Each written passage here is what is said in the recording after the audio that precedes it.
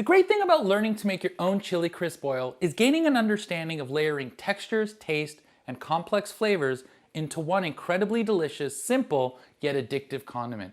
If you've ever wondered why this is so addictive, it's a concentration of everything your mouth wants. Salt, fat, even acid, and heat. A lot of heat, with plenty of umami, a touch of sweetness, and crunch. And did I mention heat? In this video, I'm going to walk you through the 7 simple steps to make chili crisp oil. And in that final step, I'll share with you 3 ingredients I add right at the end to really punch up the flavor.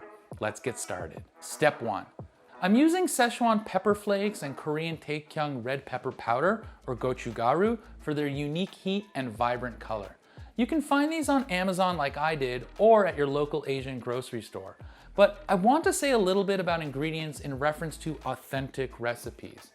I hope people don't feel discouraged if you don't have access to an ingredient or not sure which brand to get at a store. Please don't let that stop you from making a dish. There are plenty of ingredients that will do the job. I heard once that the word authentic can often be used as a gatekeeper or a roadblock to trying out new recipes. For this recipe, for example, Schezuan and Gochugaru can easily be substituted. Most grocery stores have dried red chilies of some kind, Arbol or Serrano for example, so grab those and grind them up into a flake consistency, and you can even use already prepared red chili flakes. As for Gochugaru, you can grind up aleppo peppers for color, or I saw this delightful Chinese food channel Made for Lao suggesting paprika for that bright red color. I like that channel because even though they're making real authentic Chinese food, it feels very accessible. Place a half a cup or 40 grams of pepper flakes and combine them with a quarter cup or 20 grams of Gochugaru in a heat-proof bowl. These pepper flakes don't have any seeds, so I actually like to add a little bit of crushed red pepper flakes as well. The second step is to heat up your oil. Add 3 cups of oil. Make sure that you have a little left over for step 6. Choose a neutral oil such as grapeseed or canola and gently heat it in a saucepan to 280 to 300 degrees Fahrenheit. I'm using a small saucepan, so I'm going to be very careful about the oil spattering. Step 3. Next, we're going to infuse the oil with fresh aromatics. Add in your garlic, fresh ginger, and your choice of onions. Yellow, red, shallots, green. I found these large green barbecue onions. Now, how much you put in will depend on the size of the pot or saucepan you're using. I'm adding 4 or 5 garlic cloves, 3 slices of ginger, half a yellow onion, and a handful of green onions, and 1 barbecue green onion. Try keeping the pieces medium sized so they don't burn. I let them boil in the oil for 10 minutes on low. It bubbled up quite a bit, so keep an eye on that.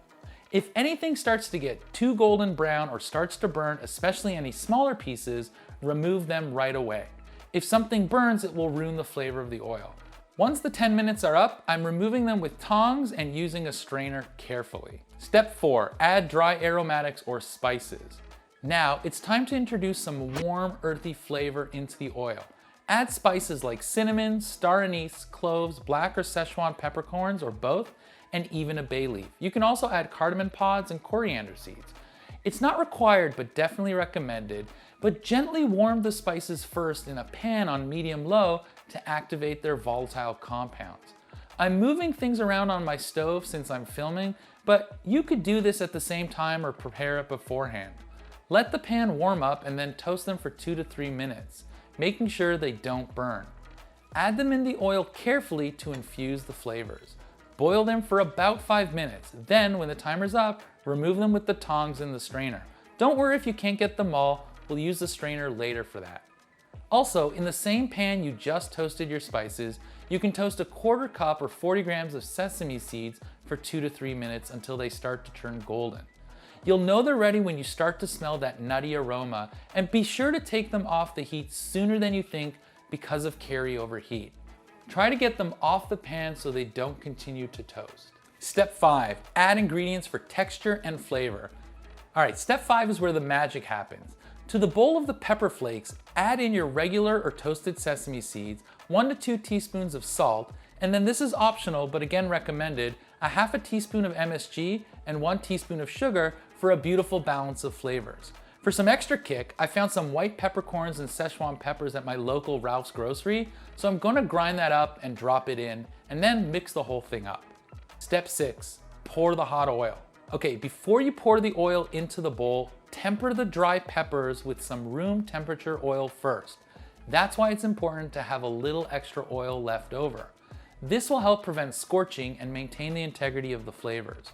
Now, carefully pour the hot oil through a strainer over the dry pepper mix and stir. Let it cool down a bit. Step 7, let's sit and customize.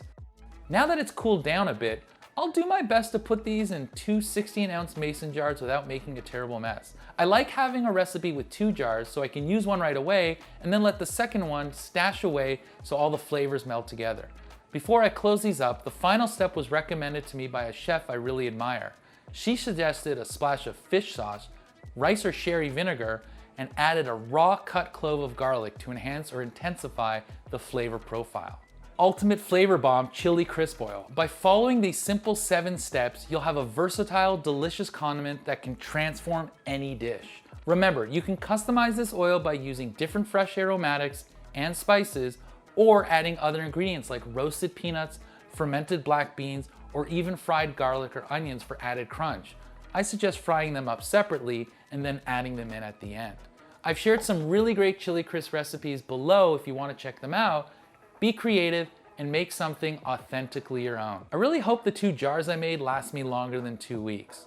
Thanks for watching, and I'll see you in the next one. Oh, it's hot.